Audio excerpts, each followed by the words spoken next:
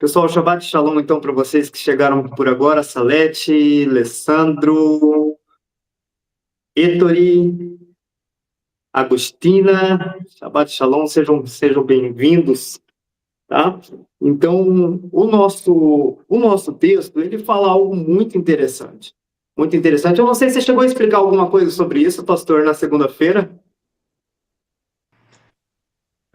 Professor Joel, na segunda-feira eu fui construindo algumas frases, né? E aí o foco ficou bastante no versículo de número 45. Depois a gente se manteve no 45, quando Deus ordena Moisés para se levantar no meio da congregação e eles se prostraram em terra. Então, depois, no final, a gente focou bastante nisso. As outras a gente só foi vendo o que o texto falava, né? Foi dando uma pincelada assim, mas o nosso foco foi bem o versículo 45. Interessante. Então, vamos lá. O que vocês entendem por esse texto? Porque é algo, vamos se dizer, atípico o que está acontecendo ali com Moisés e com Arão, né? Quando nós começamos a construir essa história, a nossa porção, ela fala sobre a rebelião de um homem chamado Corá, né? Um homem que se coloca diante de Moisés e fala, olha, toda a congregação é santa, por que você está se colocando acima de nós, né? Então, o comentário de Cora, ele se espalha diante da Assembleia de Israel, e isso gera um tumulto muito grande e nos leva aqui a esse texto onde nós chegamos, tá? O Senhor envia uma praga, fora os 250 da rebelião de Cora ali que morrem, 14.700 pessoas morrem, né? Quando nós lemos o texto ali, mais 14.700 pessoas morrem ali no versículo 49 do capítulo 16. Mas Moisés, ele tem uma atitude ali, onde ele usa um incensário para fazer expiação por eles. Vocês podem me dizer o porquê? O que vocês entendem dentro desse texto? Por que Moisés usa um incensário? Quem que vai começar? Não levantei a mão. Tranquilo, né?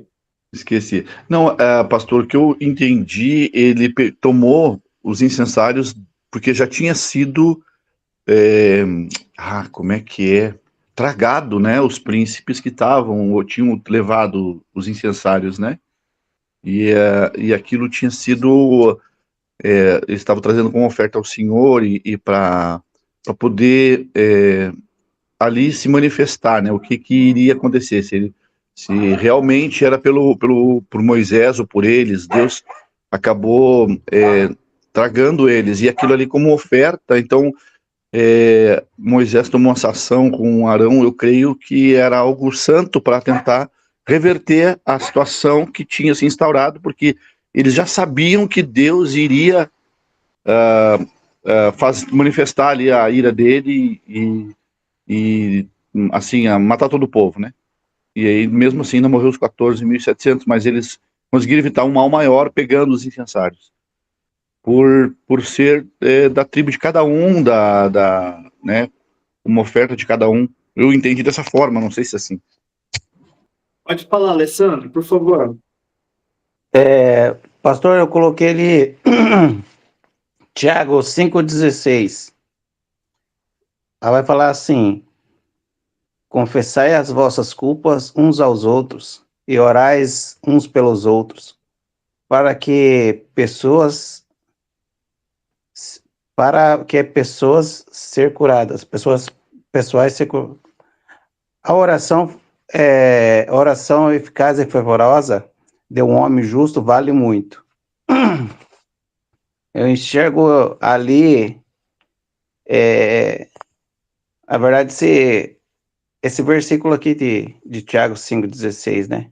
O incensário. A oração, né? Lógico que para o Senhor tudo tem um limite, né? Mas eu enxergo muito ali. E o que Moisés e Arão faz vem logo de encontro para a oração, né? Do justo. Muito bom, muito bom. Alguém mais gostaria de compartilhar algo sobre isso? Pensa só, Cora aparecem ali com alguns homens e eles oferecem incenso diante do Senhor. É o que o texto nos diz quando nós começamos a ler essa porção do capítulo 16 ali, né? Esses homens aparecem à tenda do encontro, cada um trazendo o seu incensário, né? Cada um trazendo o seu incensário, e agora, nessa situação aqui, né, nós vemos, depois da fala da comunidade aqui, eles falam, olha, por que vocês nos trouxeram para cá, para que nós morramos, né? E aí a praga do Senhor começou, e tem toda essa situação aqui com o incensário, e Moisés, ele tem essa atitude de falar para Arão, Arão, pegue o incensário, coloque fogo do altar sobre ele, corra para o meio da congregação e faça expiação pelo povo, né? Faça expiação pelo povo. O que mais vocês conseguem compartilhar disso? O que mais nós conseguimos aprender sobre isso? O Alessandro falou sobre a oração como um incenso, como um aroma suave. O Ney também falou isso que eu acabei de repetir aqui. O pessoal traz ali o incensário, e foi uma forma de Moisés pegar isso e usar aqui nessa situação, né? Pode falar, Pablo. Tá me escutando bem aí? Sim, sim. Perfeito. Olha só, deixa eu só baixar um pouquinho a mão do Sandro também. Agora sim. No caso, a fumaça do incenso, ela tem uma conexão reta entre o terrenal e o céu, né? Isso também significa que nas mãos no caso ali do sumo sacerdote, há uma possibilidade de que a justiça divina recaia sobre o seu povo, trazendo justamente, né, a cura para a praga, né?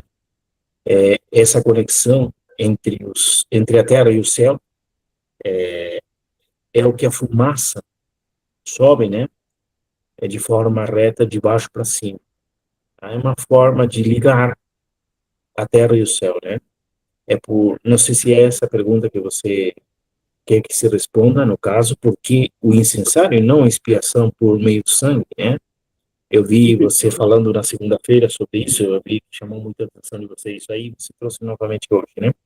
E é importante a gente entender por que essa conexão que há entre a expiação de um incensário e não de um sangue derramado, né? E para mim é isso, é uma conexão. Os próprios sábios falam sobre isso, né? Se a gente for usar o sistema Pardes, né, que é o sistema de leitura, a gente vai ver ali no terceiro degrau de leitura, sem chegar no SOR, que você vai ver que justamente há uma conexão. Há uma conexão entre a terra e os céus através da fumaça que sobe do incensário, tá? Se essa pergunta, e é isso que você entende, né? Explica também para nós. E tu fez uma pergunta ontem lá no grupo também, né? Isso mesmo, Pablo. Tá. Isso mesmo. Alguém mais gostaria de compartilhar o que entendeu sobre esse texto? Sobre essa questão do incensário? Por que um incensário para fazer expiação? Por que nessa situação Moisés usa-se um incensário? Por que Moisés não falou, corra para diante do altar do sacrifício e molhe um cordeiro para que a praga cesse diante do povo? Derrame sangue sobre o altar de sacrifício para que a praga cesse. Por que Moisés fala, corra para o altar e pega um fogo do altar e coloque sobre o incensário? Arão correu para o altar, não correu? Antes de correr para o povo? Sim ou não? Correto. Perdão que não levantei a mão. Ele correu e a ordem era põe fogo no altar. Fogo do altar. Né? Então nós temos aí. Aí tá, o incensário é um utensílio sagrado. Perfeito, Graciela. Estamos começando a construir isso aí. Vamos lá, Salete. Eu creio que quando eles Arão teve esse posicionamento é porque ele sabia que aquele fogo do altar era um fogo que consumia, mas também um fogo que purificava, sabe? Um fogo que tratava, um fogo que tirava, né, os pecados, o pecado da murmuração naquela hora, né? E ali, quando eles correram, pessoas já tinham morrido pela praga. Foi muito rápido, né? Então, teve ali um ato de ousadia muito grande, de amor, e eu creio que ele falou, não, esse mesmo fogo que consome é o mesmo fogo que pode também dar vida, né? Que pode salvar. Eu vejo esse fogo como um fogo de purificação. Amém, amém. Estou certo? Isso aí, isso aí. Estamos começando a construir isso daí, e então nós precisamos pensar nesse trajeto, né? Vamos construir junto essa ideia. Moisés, junto com Arão, estão diante dessa situação, e Moisés falava, Arão, corra para o altar. Então nós definimos o altar é fogo santo, é fogo do Senhor, fogo que o Senhor acendeu, não é fogo do homem. Arão, ele precisa correr para o altar, antes de correr para a congregação, né? Esse é o trajeto principal de Arão. Corra para o altar, pegue brasa, fogo do altar e coloque sobre o incensário. Mas agora, por que o incensário? Por que ele não corre para o altar e não imola o cordeiro como o livro de Levítico nos orienta? Como é feito em Yom Kippur, um cordeiro precisava morrer para que houvesse perdão pelos pecados do povo. Porque agora entra o incenso. O altar nós já definimos, é fogo do Senhor, é fogo santo. O mesmo fogo que purifica também traz juízo sobre o povo. Nós vemos Nadab e Abiú, né?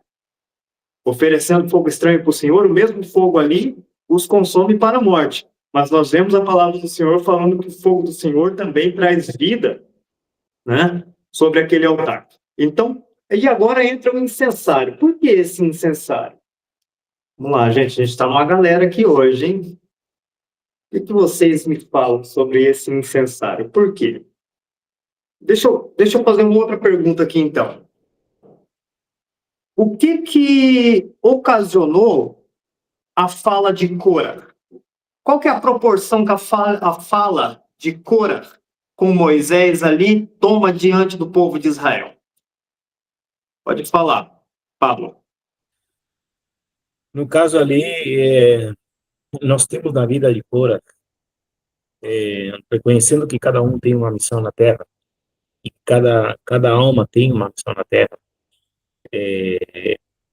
a mesma intuição, ou o mesmo intuito que houve em Caim. Tá? É a inveja, né? A inveja de um ser ao qual Deus aprova, que é Abel, com seu sacrifício, e você vê a Caim matando Abel. Quando você vê isso, quando você vê a vida de Cora, você vê exatamente o mesmo trabalho, o mesmo espírito que estava em Caim, certo? É a inveja. E isso é o que desperta no povo, certo? Essa inveja que estava em Caim, estava em Cora. Ou seja, que Cora tinha a possibilidade de retificar, fazer ticum daquele negócio que Caim lá atrás tinha acontecido com seu irmão Abel. Mas não foi assim. Missão falhada, né? Ou falida. Então, você vê que isso trouxe ao povo, novamente, reivindica sobre o povo aquilo que estava lá atrás no Gênesis. Certo? Então, é mais ou menos o que eu vejo na vida de Cora. Eu estudei muito essa semana sobre ele e vejo que em Cora há uma perpetuidade daquele espírito que esteve sobre Caim. Tá? Então, não sei se eu respondo a tua pergunta, se é isso que você, mais ou menos, é por essa linha, tá? Mas é importante a gente entender quem é Cora, né? E como ele se distribui nos dias de hoje, dentro, nos nossos meios, né? É mais ou menos por aí, Joel. E é por aí que nós vamos caminhar, tá? Cora, ele tem uma atitude de inveja e ele aparece com uma fala aparentemente válida, né? Cora fala, toda a congregação é santa. Cora era um levita. Cora estava a serviço do Eterno. Ele estava manuseando as coisas do templo. Mas Cora aparece diante de Moisés e fala, olha, toda a congregação é santa.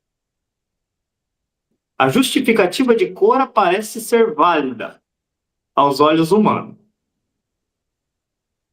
E o pecado da inveja faz com que toda essa história se desenrole a ponto dele ser consumido junto com 250 homens, diz a palavra do Senhor. Diz a palavra do Senhor. Mas o que a atitude de Cora, como o Pablo mesmo disse, essa situação da inveja, replicando aquilo que aconteceu entre Caim e Abel, o que isso gera na congregação de Israel, no povo de Israel? Qual que é a proporção disso?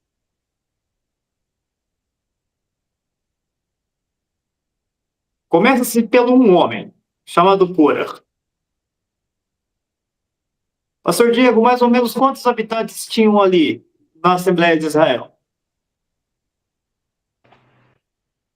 Só de homens, 600 mil, né? 600 mil homens. Vamos fazer uma base aqui. Mais ou menos quantas pessoas haviam entre mulheres, crianças e homens? Historicamente, o que nós temos historicamente aí uma base. Quase 2 milhões de pessoas, né? Uns 2 milhões de pessoas. A atitude de um homem diante de uma congregação de 2 milhões de pessoas. O que isso gerou? Qual que é a proporção que isso se toma? Por favor, Pablo. Divisão, né? Divisão. Alguém mais? Contenda. Contenda. Vamos lá, gente. Vamos falando. Vamos construir isso daqui juntos. Rebelião. Rebelião. O Alessandro tinha postado ali no chat morte, né? Que mais? Pode falar, né? Descredibilidade da liderança também eu vejo, né? Que eles colocaram em xeque ali o que Moisés estava fazendo, né? Muito bom. Mais alguém? Rodrigo, Ellen, Monique, Agostina, Maria, Pedro, Malva, Tony, Júlia, Graciela. E colocar um sentimento de dúvida, né, na população. Duvidar daquilo que já tinha sido estipulado por Deus. Olha só que interessante. Quando os espias vão à Terra e trazem um relatório negativo sobre a Terra, o que isso gera na congregação de Israel? Gera bagunça, né? Apenas alguns homens, 10 homens, né? A fala de 10 homens é o suficiente para gerar uma rebelião numa congregação. E aqui nós vemos a história se repetindo em Cora. A atitude de um homem que parecia, aos seus olhos, parecia ser válida. Né? Olha, toda a congregação é santa. Por que você está se pondo acima de nós, Moisés? É a fala de Cora. E é interessante que quando nós olhamos para toda essa situação, começa-se a haver divisão entre o povo. Começa-se a haver uma rebelião, como vocês falaram, contenda, né? isso começa a se criar uma proporção e começa a se dividir o povo de Israel. Mas agora nós vamos voltar para o incenso, tá? Então nós estamos construindo essa história. O povo de Israel agora começa a se dividir através da atitude de um homem, através da ação de um homem chamado Cora. Nós temos também da tribo de Rubem, Datã e Abirã, que se colocam ali, né, à frente e começam a fomentar toda essa situação, certo? Um com um sentido espiritual, né, Cora com um sentido espiritual ali, falando, não, nossa, eu também quero me colocar diante do povo, eu quero assumir o seu papel, Moisés. Depois nós vemos Datã e Abirã usando isso de uma forma, vamos se dizer, política ali para conduzir o povo, e isso acaba criando toda essa situação. Aonde chega aqui, nós chegamos a essa parte que o Senhor envia uma praga, um anjo da morte aqui, para que, diante dessa rebelião. Mas nós temos o incensário, nós temos o incenso acontecendo aqui, tá? Olha que interessante, isso me chamou a atenção e eu fui pesquisar sobre isso, eu fui estudar um pouco sobre isso. O que o incensário representa dentro da tenda do encontro? Nós temos o altar de sacrifício, do lado de fora da tenda do encontro, aonde o sangue era derramado, aonde a oferta era feita ali. Mas logo depois o sacerdote ele entrava na tenda do encontro, entrava ali dentro do tabernáculo e ele passava pelo lugar santo, e antes dele entrar no Santo dos Santos, ele se deparava com outro altar. Que altar que era esse? Vocês se lembram do templo, do tabernáculo? Que altar que era esse? O altar de sacrifício? O altar de sacrifício fica do lado de fora do tabernáculo, né? Nós temos o altar de sacrifício, onde era derramado sangue, onde havia o fogo do Senhor ali. Aí depois o sacerdote tinha a bacia de bronze, ali ele lavava as suas mãos, em forma de se purificar, e agora ele entrava diante do tabernáculo, ali tinha a mesa da propiciação, a mesa dos pães, depois nós tínhamos o candelabro, e logo à frente nós tínhamos um outro altar. Que altar era esse? O altar de incenso, pastor. O altar de incenso. Muito bem, pastor Helen, muito bem. E o que esse altar de incenso representa diante do Senhor, ali no tabernáculo? Adoração, conexão com o Senhor. Adoração, conexão, o que mais? A presença, né, do Senhor. Presença do Senhor. E o que mais? Vamos lá, a gente precisa chegar próximo dali do que representa esse incenso, esse altar do incenso. O que representa para nós? O que representa ali diante do tabernáculo? O Alessandro colocou ali intercessão, pastor Joel. Intercessão.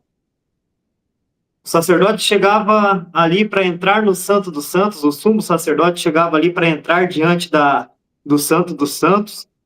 Ele precisava fazer o quê, pastor Diego? Antes de entrar no Santo dos Santos. Acender o incenso e colocar no incensário. E encher o local da arca com a fumaça do incenso. Então vamos lá. O que esse incenso representa ali, povo de Deus? É uma conexão espiritual, né? Oi? É uma conexão espiritual, né? Uma conexão espiritual. Mas ele representa o que para nós? O que ele representa? Vamos pensar aqui na história que está acontecendo. A presença. Oi? A presença de Deus. A presença do Senhor estava onde? Eu creio que ali, né? Quando todo é feito, todas as coisas que tinham que ser feitas, que ia passando pela bacia, aí chegou nesse altar do incenso. Aí ofereceu ao Senhor aquela fumaça. Eu creio que ela buscava isso, e o Senhor ali, ele se manifestava, né? Com com tudo que aquele povo precisava e clamava e buscava. Tudo ali é santo e sagrado, correto?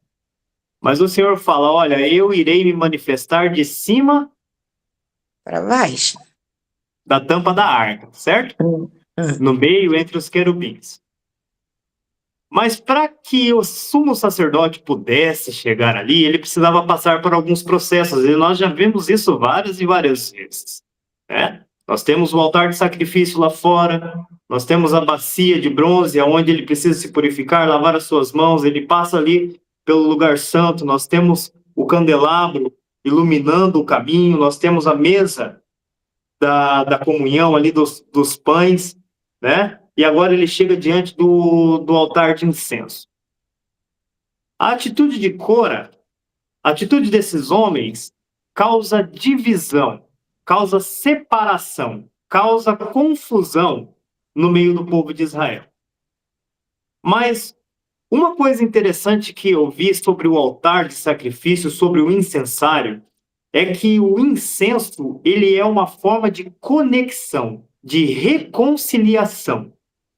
Pastor Diego, me corrija se eu estiver errado. Tá? Então, do lado nós temos um homem causando divisão, causando essa separação entre o povo, entre aquilo que o Senhor estabeleceu.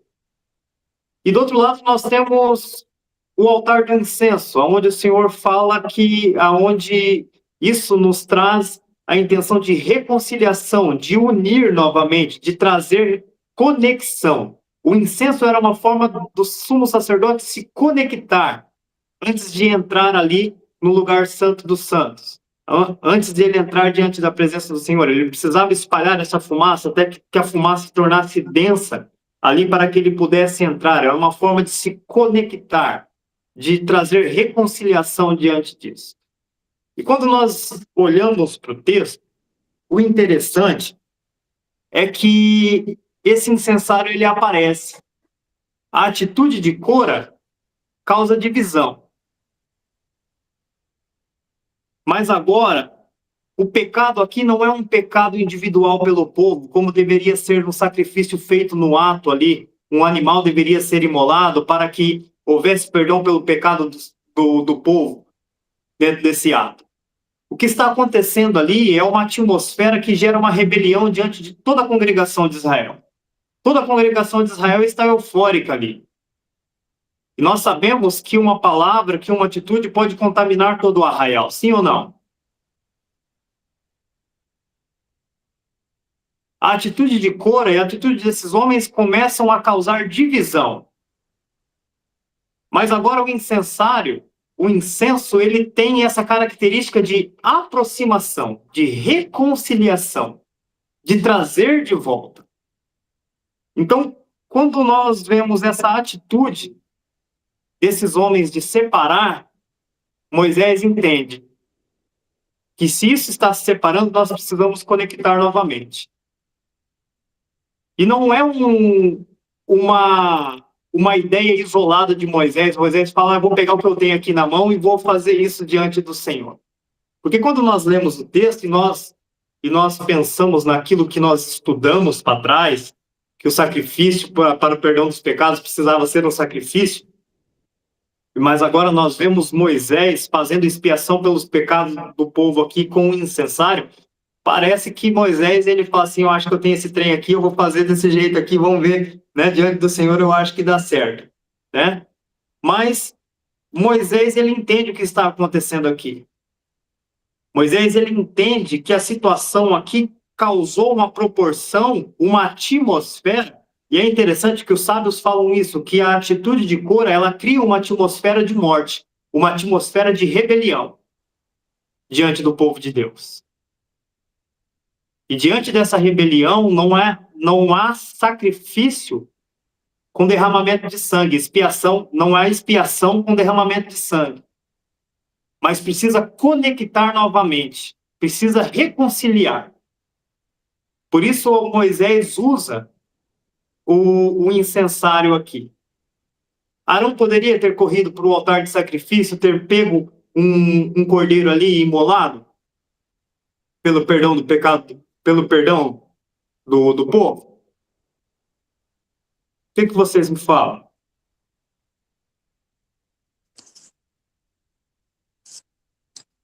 Pode falar, Alessandro. Pastor, eu vejo ali como uma pessoa que se move em direção ao caos, né? Que eu vejo assim, o sacerdócio, ele vai ter que clamar por misericórdia. É o que Moisés fez em todo o tempo, né? Clamando por misericórdia. Achei mesmo que queria acabar com tudo e começar por ele. E mesmo assim, ele em todo momento clamando por misericórdia. E o que Yeshua fez? Ele, pregado no madeiro, na presença do Pai, ele clama por misericórdia pelo povo, naquele momento.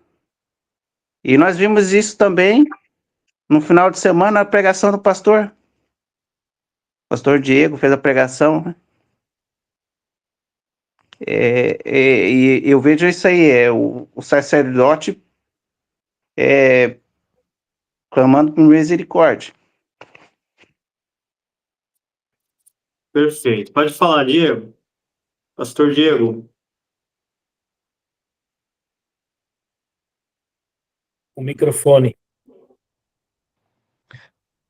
Ok. Estava pensando muito nisso que você falou, nisso que o Alessandro acabou de falar também, porque, de um lado, a gente tem Cora querendo exercer, eu vou colocar essa palavra, né? Ele quer exercer poder sobre o povo, quer exercer domínio sobre o povo, né? E aí a gente vê o homem de Deus que o que menos importa para ele é esse tipo de coisa. E numa situação tão devastadora como essa, a única ação que ele tem é correr para salvar o povo, né? Para salvar o povo. E eu estava aqui lendo na Judaica Completa, o versículo 46. Você pode reler ele para mim, por favor? O 46? Está falando para mim? Na Judaica Completa. Tá. Moisés disse a Arão: pegue seu incensário, acenda o fogo do altar, ponha incenso sobre ele e apresse-se com ele ao encontro da assembleia para fazer expiação por eles, pois a ira já saiu do Senhor e a praga já começou.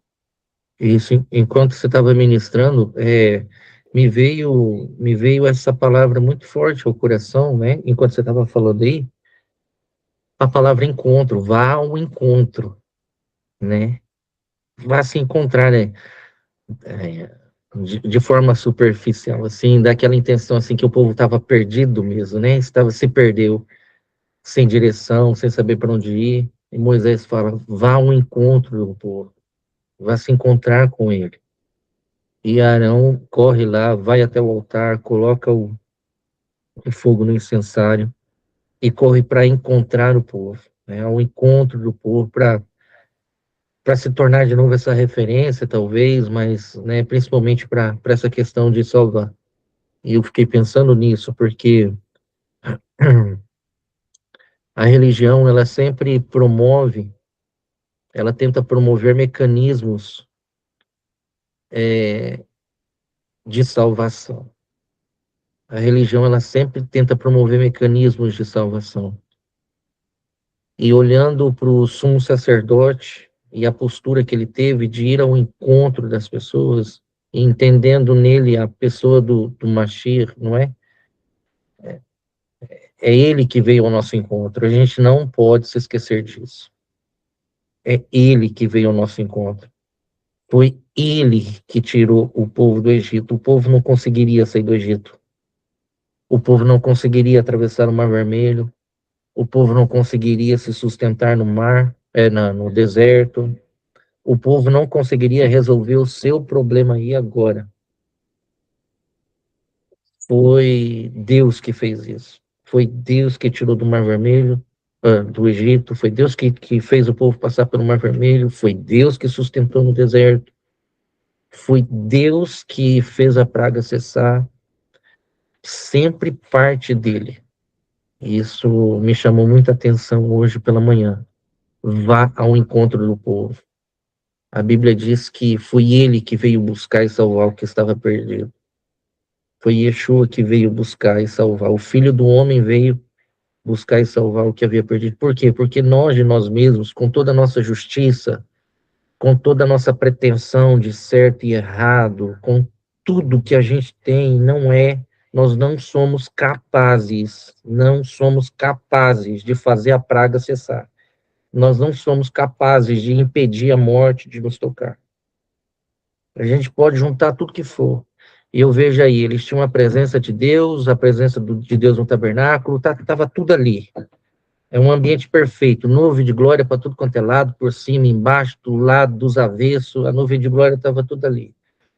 Então, um ambiente perfeito para a fé, um ambiente perfeito para milagre, um ambiente perfeito para tudo, mas mesmo assim, o etcerará, não é? A inclinação para a maldade sempre está no coração humano, sempre está no coração humano. E se não é ele vir ao nosso encontro, a gente não dá conta. Então, isso a gente não pode perder de vista nunca.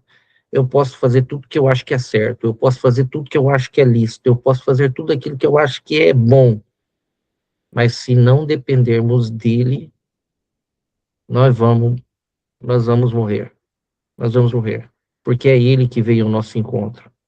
Então, a gente não pode se esquecer nunca disso, né? As nossas justiças é trapo de imundícia diante de Deus, como diz a palavra. É isso aí. Amém. E por que que ele nos encontrou?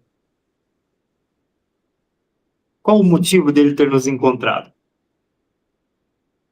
Para qual motivo? Amor, Amor. Com quem? com nós, com a sua criação. Certo. Yeshua nos encontra, o Eterno nos encontra para qual motivo?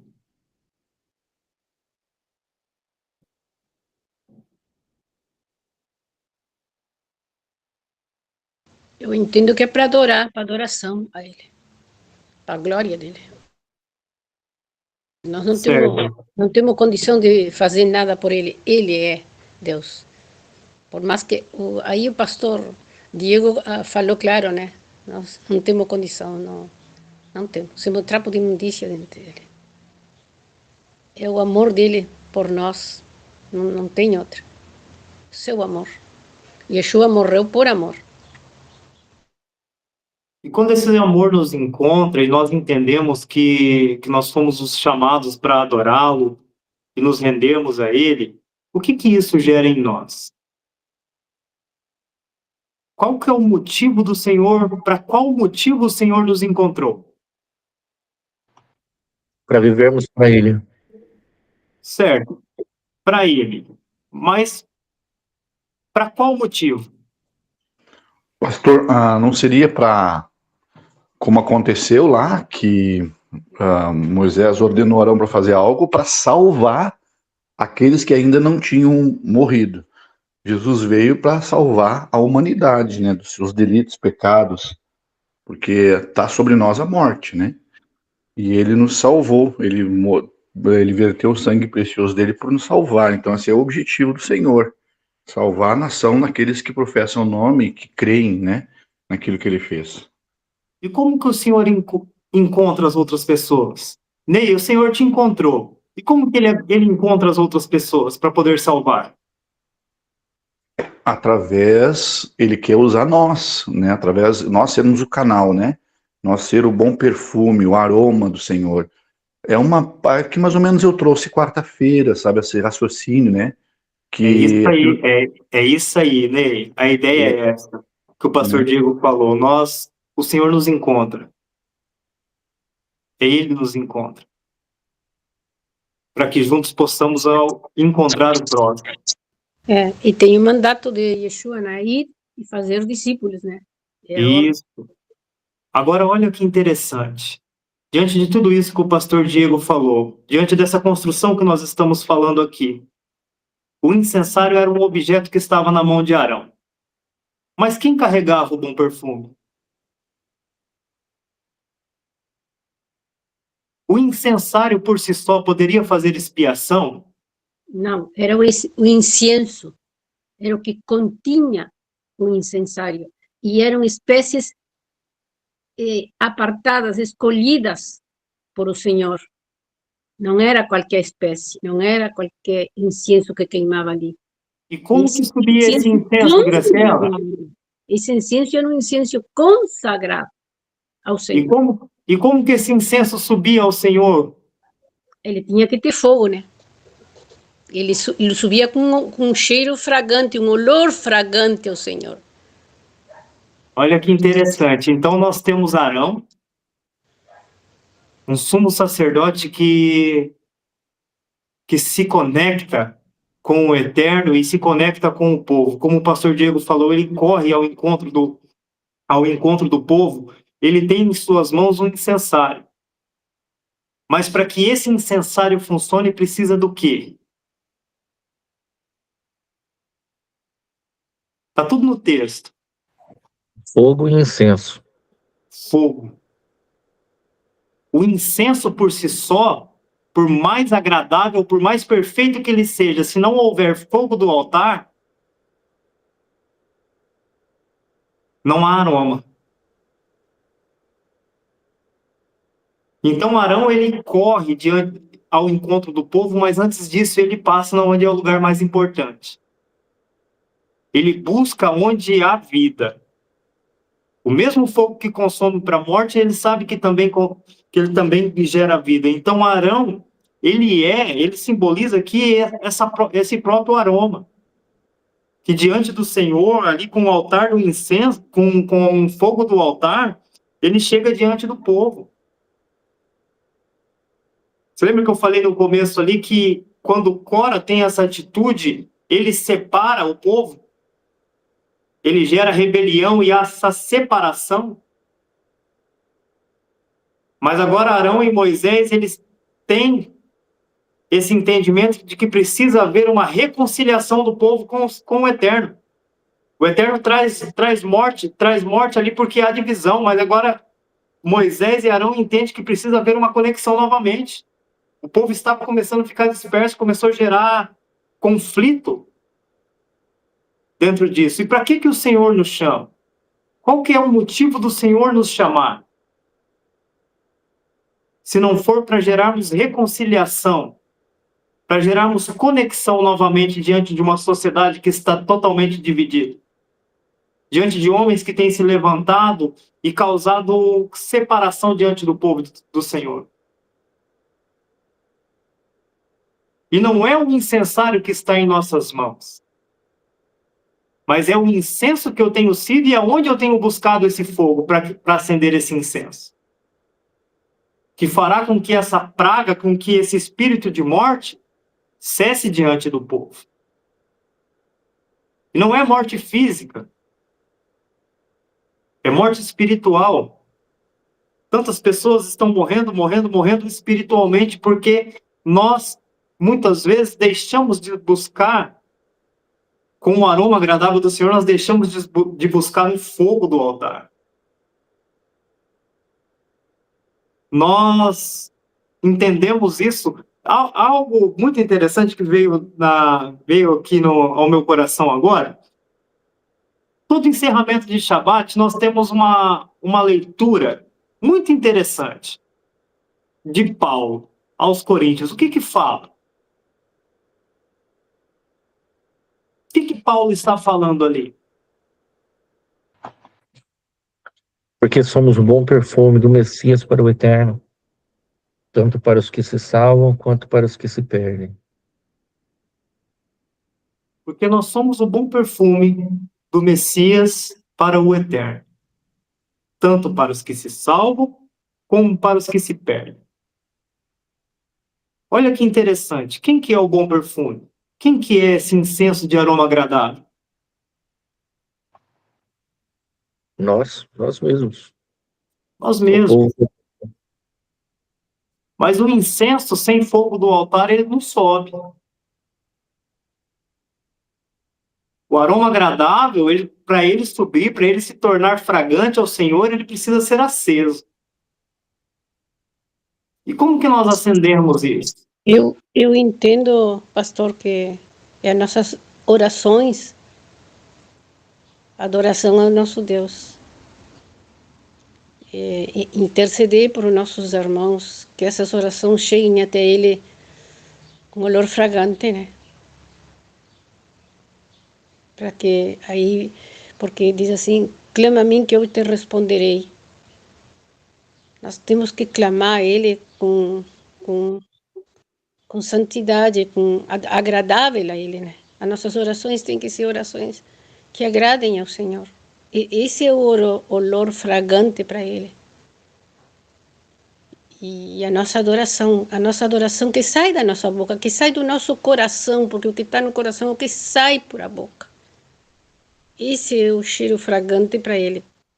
Porque o incenso, eu entendo que o incenso é o nosso coração, nosso interior. E qual é o incenso que está aí dentro nosso? Quais são as espécies que estão aí? São aquelas que Ele designou para serem queimadas nesse incensário? Eu acho que essas coisas nós temos que ter em conta. É o que eu estou sendo ministrada neste momento, numa linha que o Senhor agarrou. É essa a ideia mesmo, Graciela, é essa a ideia mesmo. Pastor Diego. Há uma pergunta que sempre é feita nos comentários, que quando a gente vai estudar e ler, que é: Deus se agrada da fumaça que sobe? É isso que faz Deus alegra, é isso que alegra o coração de Deus, né? É a fumaça que sobe, é o cheiro da fumaça. E não é o cheiro da fumaça, mas é o que ela representa, que é a obediência incondicional à sua palavra. Então Deus disse: eu quero que suba um cheiro. E quando ele vê a fumaça subindo, isso sinaliza que o povo está obedecendo ele, está disposto a obedecê-lo. E então eu vejo que uma das formas da gente aplicar é que quando o fogo do altar queima em nós, ele precisa gerar obediência ao Eterno, obediência à sua palavra, obediência aos seus mandamentos. Então, fogo que queima e não nos leva à obediência não é fogo do altar, né? Eu tenho um fogo que queima em mim, mas esse fogo não, ele me leva a desobedecer em vez de obedecer. Eu olho para os mandamentos do Eterno e não, sabe, não. O fogo do altar, o fogo do Eterno que arde em nós nos leva a essa total obediência ao Eterno. É assim que a fumaça sobe, é assim que nós conectamos, né? Céu e terra, ele mesmo disse, né? Que seja feita a tua vontade aqui na terra, como nos céus. Então, quando nós vivemos essa total obediência ao Eterno, o fogo do Eterno queima em nós vivemos em obediência ao Eterno. Amém, amém, pastor. Gente, é essa a ideia aqui. Eu tava meditando nesse texto desde segunda-feira que nós estávamos lendo, e isso me chamou a atenção. Por que o incensário? Por que o fogo? Por que isso? Por que está acontecendo essa situação aqui? É uma situação atípica diante daquilo que nós estudamos, diante daquilo que nós aprendemos. E eu meditando sobre isso, veio muito forte ao meu coração que não, diante da situação, diante de tudo aquilo que acontece, nós precisamos entender. Nós precisamos entender a nossa vida diante de tudo aquilo que está acontecendo, o nosso posicionamento, a forma como nós nos posicionamos diante disso, aonde nós buscamos essa referência, né? Arão, ele corre para o altar antes de correr para o meio do povo. Arão, ele se coloca diante dessa situação, mas ele entende que quem está fazendo ali é o Senhor. Há um midrash que fala o seguinte, que o anjo da morte estava no acampamento, né? Essas 14.700 pessoas que morrem ali, e e Arão chega diante desse anjo da morte e fala para ele: o que você está fazendo? Ele fala assim: eu estou obedecendo a ordem do rei. E você? Ele fala assim: eu também estou obedecendo a ordem do rei, né? Então, isso que o pastor Diego falou, a questão ali não foi um incensário, não foi o objeto em si que causou, que trouxe expiação pelo povo e fez a praga cessar, mas foi a obediência de um homem, de buscar no altar do Senhor e correr diante daquela situação que estava acontecendo, de se posicionar diante dessa situação. Salete, pode falar. Pastor Diego falando e a minha cabeça gira, né? Eu vou lá desde o primeiro dia, quando eu abri a Bíblia com entendimento e discernimento, né?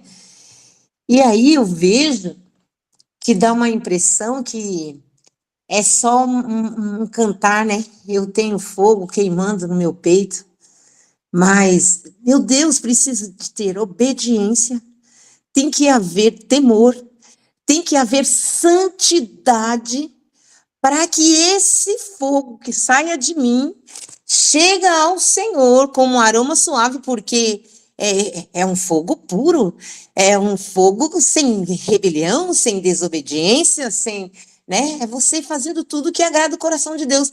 E aí eu me sinto tão mínima, tão pequena, tão nada, porque como a gente é falho, eu falo, Senhor Deus. E ali, Arão e Moisés, quando ele estava naquela transição, que eu imagino que estava tendo, assim, era aquela coisa terrível de pessoas mortas e pessoas vivas clamando para não morrer.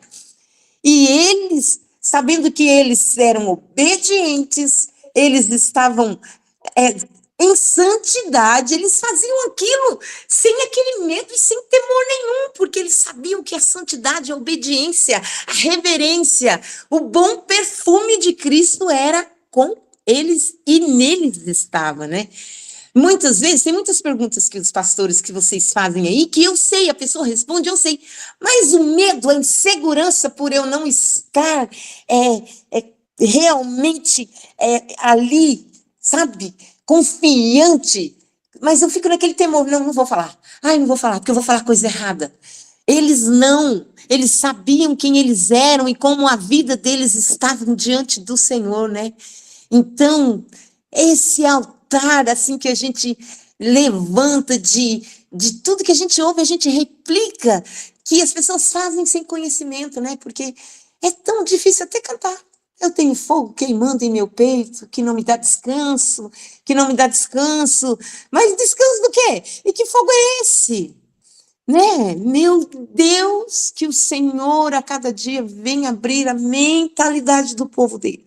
Porque eu sei que não é para poucos, é para muitos, mas não querem ter isso, né? E eu me arrebento aqui na minha casa pensando, minha cabeça, vai, amigo, eu tô ficando mais velho depois dos estudos debaixo da árvore. Beijo. Gente, isso que a Salete falou é fantástico. Eu não vou falar, não vou usar essa frase, mas eu ia falar assim, não existe certo ou errado aqui, né? Existe a palavra do Senhor, existe aquilo que nós podemos aprender, existe aquilo que o Senhor vai nos orientando, existe aquilo que o Senhor vai ministrando aos nossos corações, na vida de cada um aqui, então não se acanhe, né? Não se intimide em falar, em perguntar, em buscar entender aquilo que o Senhor está revelando aos nossos corações, né? Então, isso é algo que ficou no meu coração desde segunda-feira. Isso é algo que ficou... Eu não sei se eu consegui expressar aquilo que o Senhor tem ministrado ao meu coração durante essa semana acerca desse texto, né? Porque é algo que eu olhei aqui e eu nunca tinha prestado atenção. E não é a primeira vez que eu leio o texto, porque se vocês olharem a minha Bíblia aqui, ela é um texto que está todo marcado já de muito tempo, né? Então, é um texto que eu já li, que eu já reli, mas eu nunca parei para prestar atenção nessa situação que está acontecendo, né? E quando nós começamos a entender e construir toda essa história que está acontecendo aqui, toda essa rebelião, pela atitude de um homem que está buscando autoridade sobre o povo de Israel, que está buscando um meio, né, de assumir um papel que o Senhor não colocou para ele, e começa a ver toda essa divisão, e ali Moisés, como um homem sábio, obediente, temente ao Senhor, juntamente com Arão, se posicionam diante dessa situação. Eles conhecem quem eles são diante do Senhor. Eles sabem que há poder no altar do Senhor, no fogo do Senhor, para cessar todo e qualquer tipo de mortandade. E nós precisamos entender isso como sacerdotes do Senhor. Nós precisamos ser alimentados por esse fogo que queima no altar do Senhor. Nós precisamos buscar essa referência todos os dias, em obediência, em santidade, para que diante dessas situações nós possamos nos colocar entre os mortos e entre os vivos. Nós precisamos nos posicionar dessa forma. Amém? Alguém mais quer complementar alguma coisa? Quer falar mais alguma coisa? Joel, tem uma pergunta aí no chat. Pode ler para mim, Pablo? Eu estou no celular aqui. Gostaria de saber sobre o versículo 38. 38? 16, 38?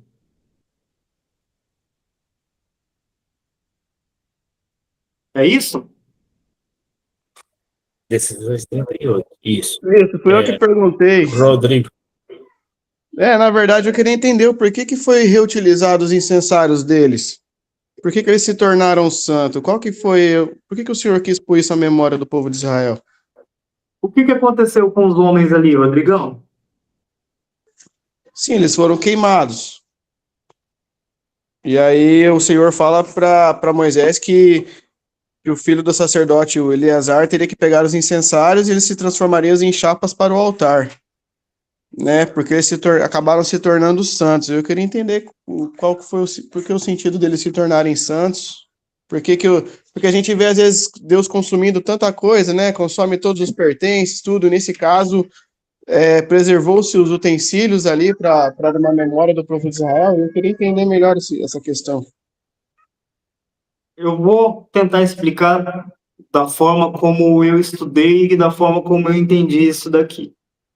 Eu vou ler o verso de 38. Os braseiros dos homens cujo pecado lhe custou a vida, pois eles se tornaram sagrados, foram também apresentados diante do Senhor. Portanto, transforma-os em chapas batidas para cobrir o altar. Isso será um sinal para o povo de Israel. Quando eu estava lendo esse texto, estava estudando acerca disso daqui, alguns rabinos comentam que aquilo que eles estavam carregando era santo. E assim como eles morreram, as suas vidas foram como formas de sacrifício. Por isso o Senhor pega essa situação e o tornam sagradas. Pastor Diego, Pablo, que também tem um pouco mais de entendimento, compartilhe conosco também acerca disso daí.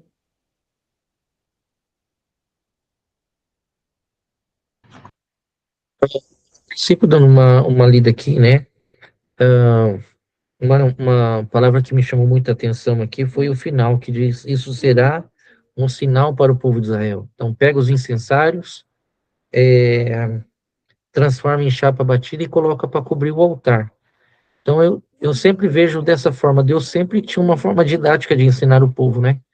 Então, no início do versículo diz assim, dos homens cujo pecado lhes custou a vida. Então, aqueles homens pecaram, esse pecado gerou morte, e Deus fala assim, olha, agora pega os instrumentos que foram usados, porque eles, igual você falou, eram instrumentos sagrados, que eram todos levitas, eles usavam os incensários, né? Então, pega esse incensário, bate ele, coloca sobre, vai servir para cobrir o altar, não é?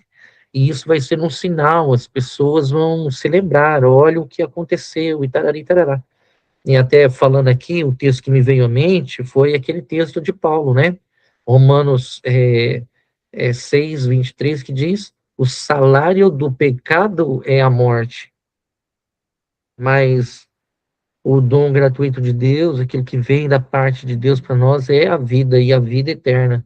Então, talvez seja uma forma ali do apóstolo Paulo estar sinalizando isso aqui, né? Olha, aqueles homens pecaram para a morte e tal, mas ficou ali uma sinalização para o povo de Israel. Olha, quando vocês olharem para essa tampa que cobre o altar, se lembre, por que que elas estão aí? O salário do pecado, o que o pecado gera é a morte. No texto fala, né? Cujo pecado lhes custou a vida, né? Lhes custou a vida. Então, eu creio muito nessa questão didática também de Deus, de deixar ali como uma sinalização para o povo: olha, o pecado gera morte. O pecado gera morte. Então, foi colocado ali para as pessoas terem essa noção, justamente no altar, né? Então, eu vou, pelo que eu entendi da pergunta, por quê? Porque tem tantas outras pessoas que pecaram, mas não se tornou sagrado aquilo que elas carregavam, alguma coisa assim. Porque nessa situação, esses incensários se tornaram sagrados. Eu entendi dessa forma, se tornaram sagrados porque eram objetos consagrados ao Eterno, né? Como o Diego falou, eram levitas que carregavam os incensários. Então, a sua vida, os seus atos, né, serviu como exemplo ao povo de Israel, mas aquilo se tornou santo, os braseiros, né, foi transformado em chapas para cobrir o altar ali, eram sagrados. É isso, pastor? Isso. E também eu fiquei pensando aqui, enquanto você falava, me veio o coração, porque, de certa forma, esses homens estavam representando toda a comunidade de Israel. Então, não era uma pessoa específica lá. Então, é um lembrete para todo o povo. Então, por isso, de certa forma, Deus fala: deixa isso sagrado. A gente também, é um conceito que a gente precisa entender também, qual a diferença entre o sagrado e o santo, né? A gente precisa entender essas diferenças, sagrado e santo. Eu não vi no hebraico como que é a palavra aqui, se a palavra aqui é a mesma raiz da palavra kadosh, mas ali é uma representação de todo o povo. Aqueles incensários estavam representando todo o povo. Então não foi uma pessoa específica que pecou e tal, né, nesse caso. Então por isso, mantenha-se como um sinal sobre o altar. Eu acho que dá para pensar nisso. Mas eu vou estudar sobre isso, porque a única coisa que me veio à cabeça agora foi essa situação. Até o Pablo colocou ali: eu concordo com isso. Romanos 9 fala sobre os vasos de honra e desonra, né? Então, mas a mente, assim, o que me vem agora, Rodrigo, é essa situação, esse lembrete, né? Como representava toda a comunidade aqueles incensários, né? Porque eles eram representantes do povo. Então, por isso o Senhor mandou: olha, separa isso e deixa isso sobre o altar, né? Vai se tornar algo sagrado.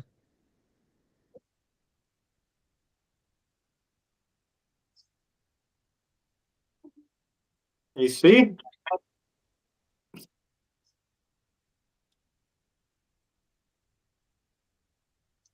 Deixa eu ver, tá rolando um trem, tá rolando umas coisas aqui no chat. Deixa eu ver. Não, o Rodrigo colocou ali só pedindo desculpa para não, que ele não está conseguindo falar no microfone. Ah, não, Pablo. Não, gente, obrigado. Foi isso aí mesmo. Tinha posto um joinha. Legal. E realmente me chamou a atenção essa questão dos utensílios ainda acabarem se tornando um memorial ali, algo, né? Mas obrigado.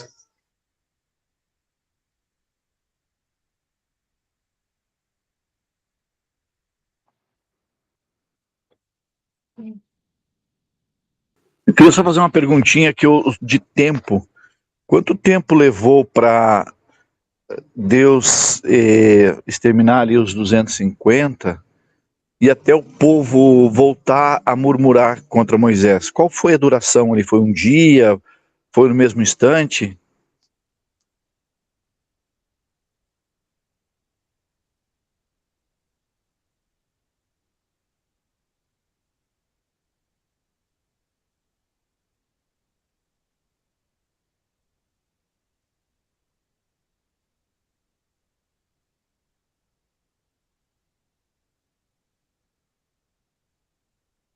Acho que caiu, pastor Joel.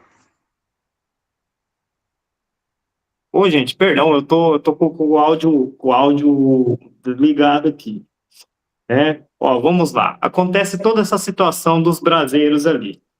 Versículo 41, Ney, lê para nós o versículo 41 do capítulo 16.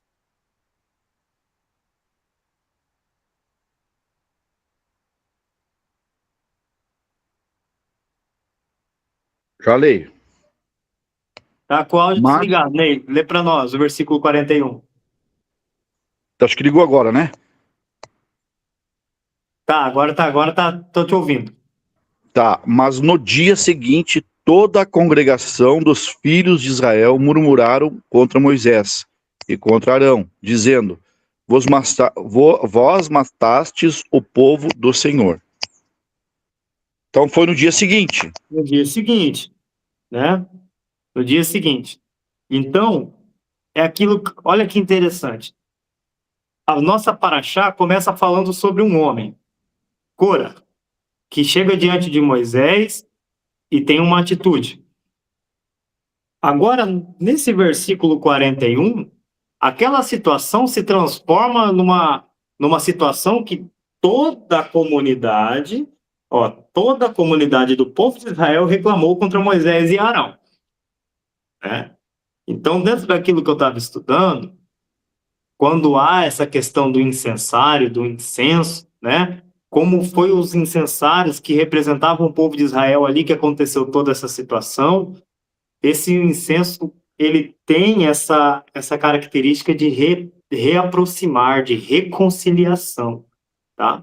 Então foi dentro dessa ideia que, dentro daquilo que eu estava estudando, que Moisés fala para Arão: corre, acende o incensário com brasa do altar, vá, apresse-se ir ao encontro do povo e faça expiação por eles, né? Então Arão se coloca entre a vida e a morte, entre a vida e a morte diante dessa situação. Pastor Diego, pode falar.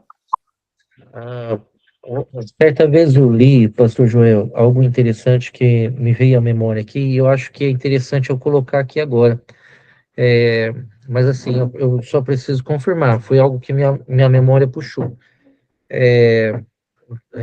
Ali fala, né, 14.700 pessoas e tal. Depois, quando a gente vai percebendo a questão dos censos, a gente vê que a maioria dessas pessoas e da rebelião que aconteceu aqui era a maioria desse pessoal, ou quem estava encabeçando essa situação era a tribo de Ruben, né? Então, toda a comunidade, né? Então, às vezes a gente pensa também que era todo o povo de Israel. E aí, de certa forma, essa proximidade do clã do, do, dos coatitas com a tribo de Ruben, que era o clã do cidadão aí, do Corá. Então, a tribo de Ruben é que mais encabeça e toma frente, e de certa forma, esses 14 mil que morreram, provavelmente também eram da tribo de Ruben. E aí a gente percebe quando a gente faz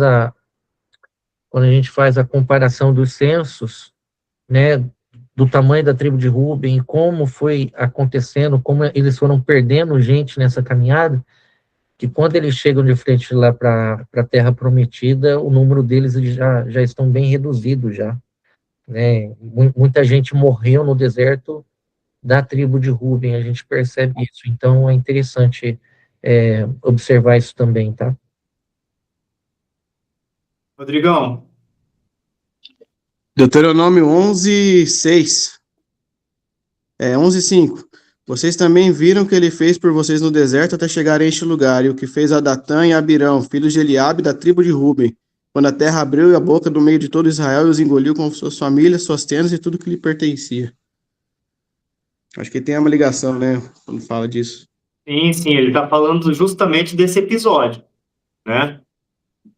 Desse episódio ali onde a terra abre e é consumindo o pessoal ali, os 250.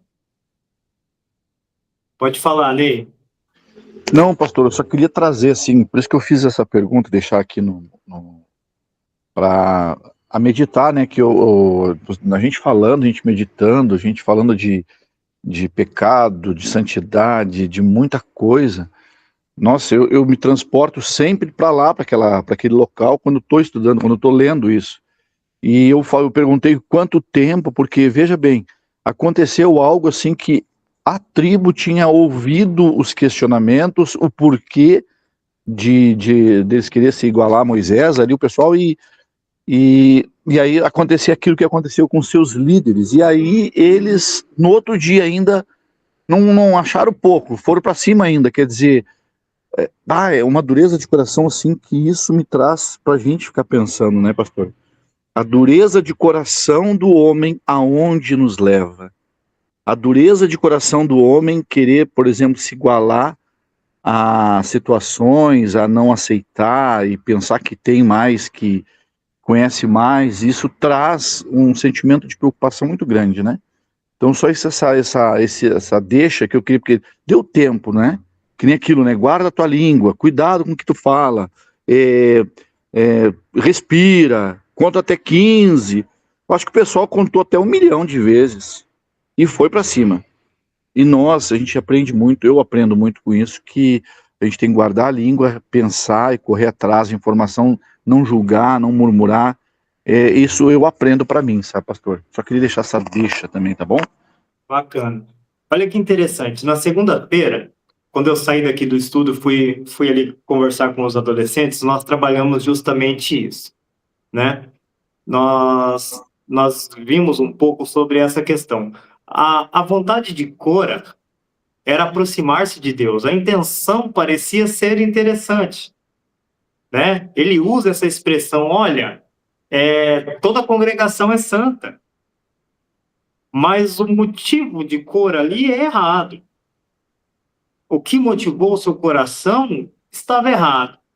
E nós trabalhamos justamente essa questão daquilo do propósito, do chamado que o Senhor tem para cada um de nós, né? Os rabinos falam que esses 250 homens que apresentaram 250 incensários eram 250 vontades diferentes, 250 personalidades, assim, atitudes diferentes do homem, de se aproximar diante de Deus, né?